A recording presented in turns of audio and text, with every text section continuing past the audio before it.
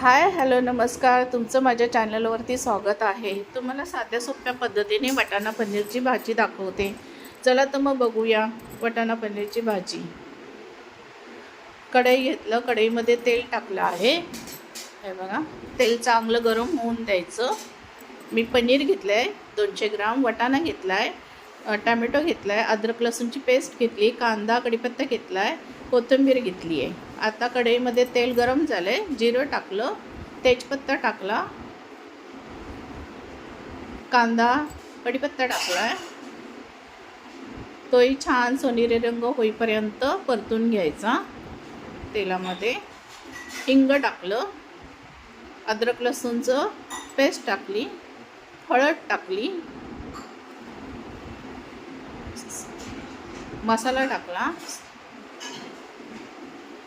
हे बघा, तोही छानपैकी परतून घ्यायचा तेलामध्ये। आता टॅमॅटो टाकला, चवीनुसार मीठ टाकलं। हे बघा, छानपैकी असा कलर आला पाहिजे, तेल सुटलं पाहिजे टॅमॅटोला। आता मी वाटाणे टाकले, वाटाणे छान 5 मिनटं त्यात परतून घ्यायचे तेलामध्ये कांदा टॅमॅटोच्या। मस्तपैकी छान, मी फ्रोझन वापरले, तुम्ही ताजे मटारही वापरू शकता। हे बघा, वाटाणा छान टॅमॅटोमध्ये परतला गेला आहे बघा। पनीर टाकलं, पनीर पण छानपैकी तेलात परतून घ्यायचं।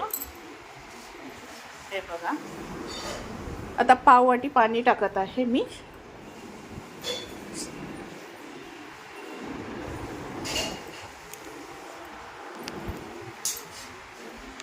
किचन किंग मसाला टाकला आहे मी। तुमच्याकडे पनीर मसाला असेल तर पनीर मसालाही टाकू शकता, माझ्याकडे नव्हता। कस्तुरी मेथी टाकली। आता छानपैकी शिजून द्यायचं। हे बघा, पनीर मी मिल्की मिस्टीचं पनीर वापरलं आहे, न फ्राय करताच टाकले तरी पनीर छान आहे मिल्की मिस्टीचे, तुम्हीही तेच वापरा। वरून कोथिंबीर टाकली, पण तुम्ही तुमच्या आवडीनुसार वापरू शकता, असं काही नाही। वरून कोथिंबीर टाकली। हे बघा, छानपैकी मिक्स करून घेतलं। मला भातासोबत खायचं होतं म्हणून मी पाणी टाकलं। तुम्हाला जर चपातीसोबत खायचं असेल तर सुक्कंही ठेवू शकता पाणी न टाकता। तुम्ही माझ्या चॅनलवर नवीन असाल तर सबस्क्राईब करा, कमेंट करा, लाईक करा। हे बघा, किती सुंदर भाजी झाली आहे, तेल वगैरे किती छान सुटलं आहे।